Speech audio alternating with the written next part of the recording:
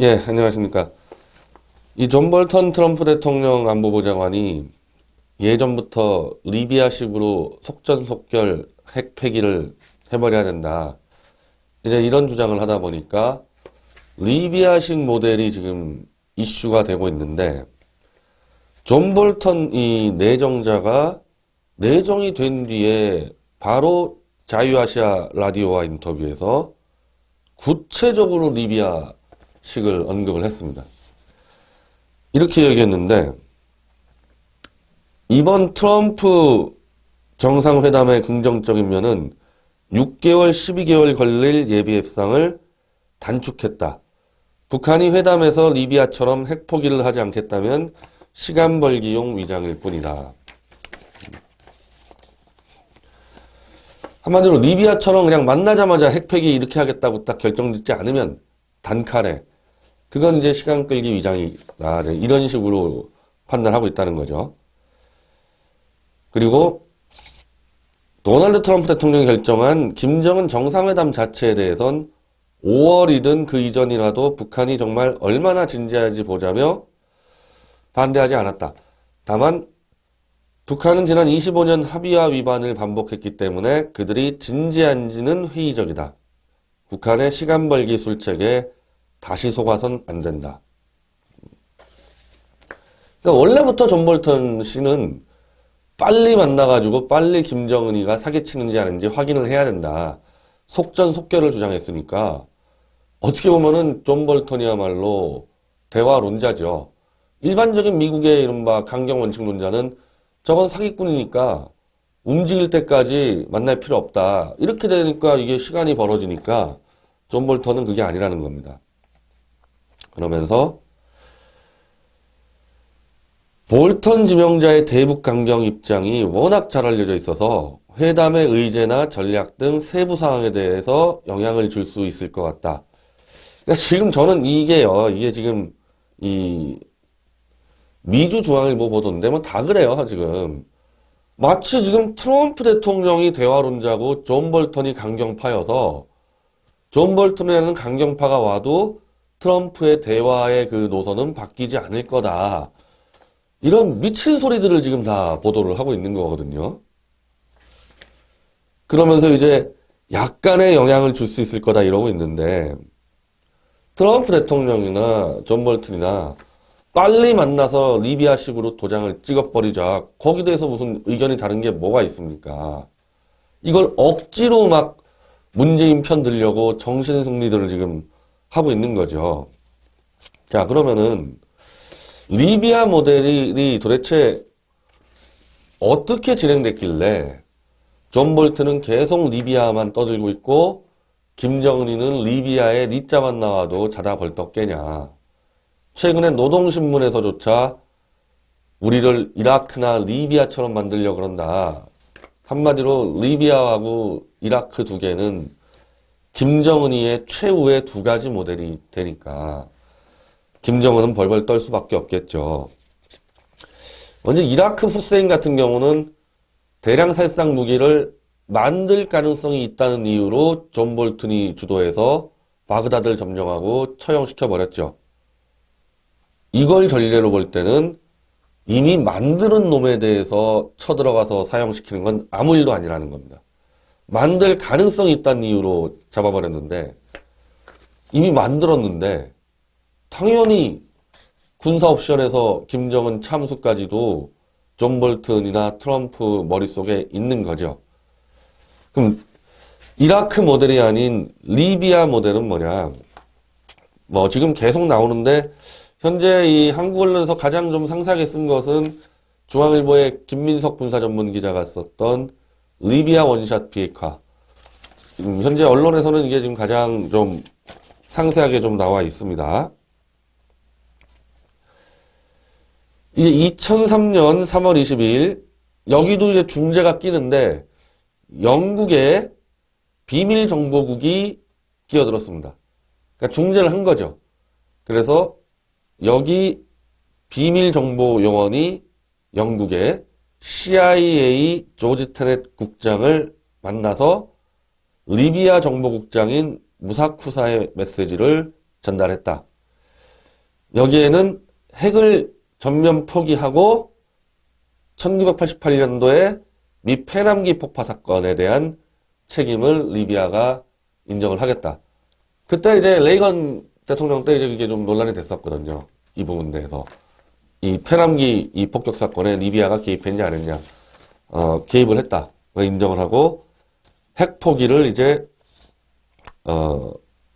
선언했다. 미국 쪽에다가. 그래서 이제 미국에서는 아주 발빠르게 움직여서요. 이런 식으로 지금 이 진행이 된 겁니다. 포괄적 핵실험 금지 조약 CTBT에 리비아를 가입시키고 핵무기 설계 정보, 핵무기 미사일 개발 장비와 문서를 미국에 전달했다. 이건 바로 회담하자마자 그냥 바로 시작한 겁니다. 그리고 2단계로서 핵개발, 화학무기, 국제사찰 폐기를 했고 원심 분리기 등 WMD 장비를 미국에 반출했다. 그리고 3단계 핵무기 프로그램을 완전 폐기했고 비핵화 과정은 2004년 1월부터 2005년 10월까지 그러니까 한 1년 9개월 정도 1년 9개월 정도에 거쳐서 핵개발 프로그램을 완전히 포기를 했다는 거죠. 이에 대해서 이제 미국 측은 이건 다 핵개발 완전 포기한 다음에 들어간 조치예요. 중간에 들어간 게 아닙니다, 이게. 리비아에 미국 연락소를 설치하고 경제 제재를 해제하고 연락사무소를 대사관으로 승격하면서 미국과 리비아의 국교를 다시 정상화시켰고 리비아에 원전용 저농축 우라늄을 공급했다. 1년 9개월 만에 다 폐기시킨 다음에 이 정도의 이 보상. 글쎄 뭐 보상도 아니죠. 그냥 국교가 끊긴 거를 다 정상화시키고 경제 제재했던 것을 풀어주고 그리고 리비아에다가 이게 러시아산 저농축 우라늄을 공급했다. 지금 이제 북한에 대해서도 이렇게 하겠다는 건데 이제 문제가 리비아는 핵개발 단계에 들어갔을 때고 이 김정은이는 김정일 때부터 핵개발을 거의 완성을 해서 지금 핵폭탄을 최소한 60발 가지고 있다는 거 아닙니까? 그 핵폭탄은 이제 장거리 미사일에다가 이 탑재를 시켜가지고 워싱턴이나 LA를 날려버리겠다. 지금 이런 상태니까 리비아 것만으로도 갈 수가 없다 이거죠.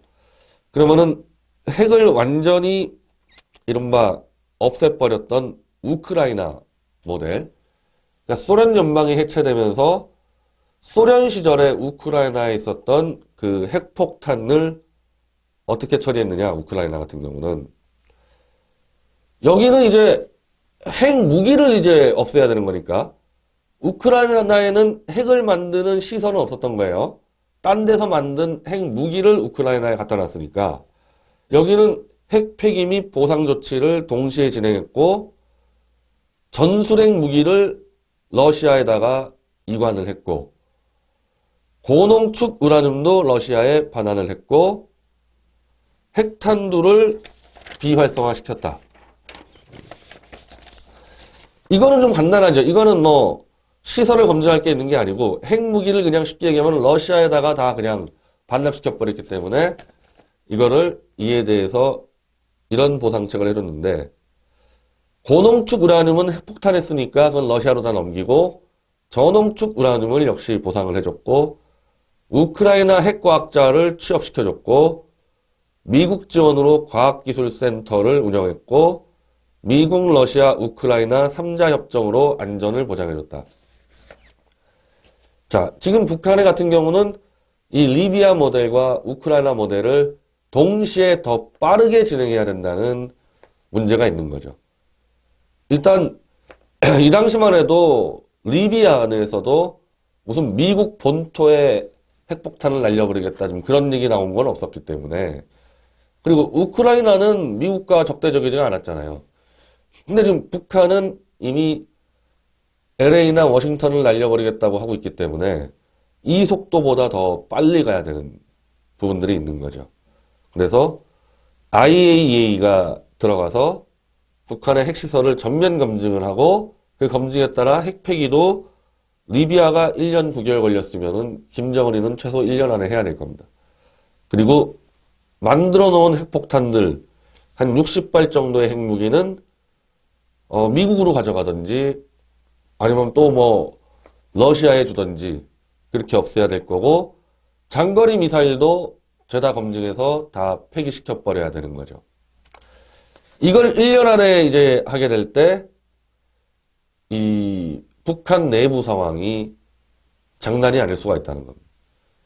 최소한 94년도부터 핵폭탄만 만들면은 미군을 쫓아내고 돈 많은 남한을 쳐들어가서 적화통일로 그 돈 가지고 배불리 먹을 수 있다 이렇게 세뇌시켜놨는데 갑자기 미군들이 막 들어와가지고 미사일 해체시키고 핵폭탄 가져가고 핵개발소 다 없애버리고 이걸 북한 체제가 버텨낼 수 있겠냐.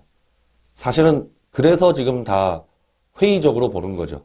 이 리비아식 우크라이나식 모델을 직접 김정은이가 수행하는 데 있어서 도저히 믿을 수 없다.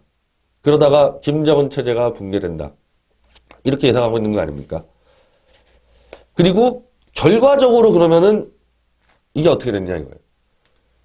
바로 핵폐기한 5년 뒤 리비아에서는 자스민 혁명이 튀니지로부터 밀어붙여서 카다피가 시민군에게 생포돼서 즉결 처형을 당해버렸거든요. 그러니 김정일이든 김정은이든 핵폐기한 카다피의 운명을 뻔히 봤는데 이게 되겠냐. 그래서 오늘 그 중앙일보 전영기 논설위원이 이제 존 볼튼의 운명이 달렸다. 김정은이는. 그러면서 이제 이런 이야기를 했는데 카다피가 핵을 포기해서 죽은 게 아니고 핵을 만드는 과정에서 경제를 파탄시켰고 그 뒤로도 독재 포갑 정치를 하다가 외부의 자스민 혁명의 여파로 리비아 내에서의 민족 분열까지 일어나서 잡혀 죽은 거지 핵을 포기해서 끝난 게 아니다. 오히려 카다피는 핵을 만든 것부터 잘못됐다. 지금 그런 식으로 설명하니까 김정은이는 선택을 잘 해라. 그리고 어차피 리비아식 모델이든 이라크식 모델이든 전부 다 존 볼턴이 관여했던 바입니다. 리비아를 핵을 뜯어내가지고 처리하든지 바그다드를 침공해서 후세인을 처형시켰든지. 근데 제 의견을 이야기한다면은 특별한 조치가 없으면은 김정은이는 이 상태로 핵을 뽑고 지금 미국이 리비아 정도 지원한 거 이 수준 했다가는 김정은이는 바로 야산에 묻히든지 생포되든지 무너져 내릴 수밖에 없을 거다. 리비아하고도 많은 상황이 다르단 말이죠. 아무리 카다피가 독재 정권이어도 김정일, 김정은이처럼 수백만 명을 죽이고 뭐 그런 독재자는 아니었거든요. 그리고 이건 핵 초기 단계였고 지금 김정일이 김정은이는 거의 30년 동안 핵폭탄 만든다고 한 20조 원 쓰고 수백만 명을 굶겨 죽였는데 거기서 그냥 북미 수교만 해주면은 그게 체제가 유지가 된다? 어림도 없는 얘기죠, 그게. 특히 미국 대사관이 평양에 들어간다는 의미는 지금 유엔이 주장하는 북한 인권 감시소가 평양에 들어가는 거랑 똑같은 효과죠. 아니죠, 더 크죠, 더 크죠. 미 대사관 들어간다는 게 장난이 아닌 겁니다. 이 북한의 그 인권을 말살시키는 그 체제에서 지금 뭐 노동당 간부니 군 간부니 마구잡이로 그냥 길거리에서 막 즉결 처형하는데 아니 평양에 미 대사관 있으면은 예를 들면은 뭐 황병서가 저 최룡해를 숙청하려고 그런다. 북한은 숙청당하면 그냥 지금은 막 총살 당하지 않습니까? 그러면 최룡해가 미국에 망명하면 어떡합니까? 미 대사관에. 평양에 그냥 망명처가 생기는 겁니다. 그리고 당연히 미국은 평양에 대사관 생기면은 직원들을 다 CIA로 하겠죠. 원래 대사관 직원들 절반은 CIA예요. 대한민국도 해외 대사관 대부분 다 국정원 직원들이 가고 있습니다. 그럼 평양 한가운데에 미국 CIA가 들어가는데 당연히 거기서 북한 인권 말살 정책들 다 정보 수집하겠죠. 그러면서 자연스럽게 김정은 포갑체제를 무너뜨리는 거점으로 활용하게 될 겁니다. 그래서 이 북미 수교라는 게 엄청 좋아 보이지만은 그거 거의 제 무덤 파는 길이거든요. 그래서 북미 수교로 되겠냐 이거죠, 이게. 이런 정도 상황인데. 그래서 만약에 진짜 이렇게 핵을 뽑아낸다 그러면은 문재인이가 연방제로 한 국가로 묶어주면서 연 100조 원 정도를 퍼줘서 김정은이가 돈으로 북한 인민들을 매수할 수 있도록 그쪽에 간부들 다 매수할 수 있을 정도로 대한민국 국민들의 피를 빨아서 김정은이에게 주고 이 외부의 이 이른바 압력에 대해서는 연방제로 묶어서 우리 대한민국 국민들이 인간 방패 역할을 하도록 그 정도를 머릿속에 그리지 않겠냐 이거죠. 진짜 핵을 뽑겠다는 마음이 있다면 리비아의 모델이 그냥 있는데 리비아 모델이 최후가 가다피가 어떻게 됐는지 다 알려져 있는데 이대로 가겠냐 이거죠. 그리고 우크라이나도 이제 이 문제가 된 게 미국, 러시아, 우크라이나 3자 협정으로 안전보장했는데 푸틴이 이른바 우크라이나의 크림반도를 쳐들어가서 그냥 그대로 뺏어가지 않았습니까? 만약에 우크라이나가 핵이 있으면은 푸틴이 이렇게 할 수 있겠냐. 즉 외부의 공격도 못 막는다, 핵이 없으면은. 그래서 미국이라든지 이른바 중국의 이 문제를 막기 위해서는 연방제 통일이 분명히 필요할 거라는 거죠. 그리고 리비아 가다피가 이 치고 맞을 때 아마 이제 김정은이가 만약 협상 나오면은 그 얘기를 많이 할 건데 나토가 이제 이른바 시민군을 무력으로 지원했거든요. 근데 이제 프랑스와 영국군이 주축이 됐지만은 실제로 나토의 오너는 또 미국이니까 핵무기 뽑은 다음에 미 대사관이 이른바 리비아에 들어가 있어서 민중봉기도 유도하고 나토도 움직여서 결국 카다피를 처형시킨 거 아니냐, 시민군 손으로. 이제 김정은이는 이제 그런 생각할 거 아닙니까?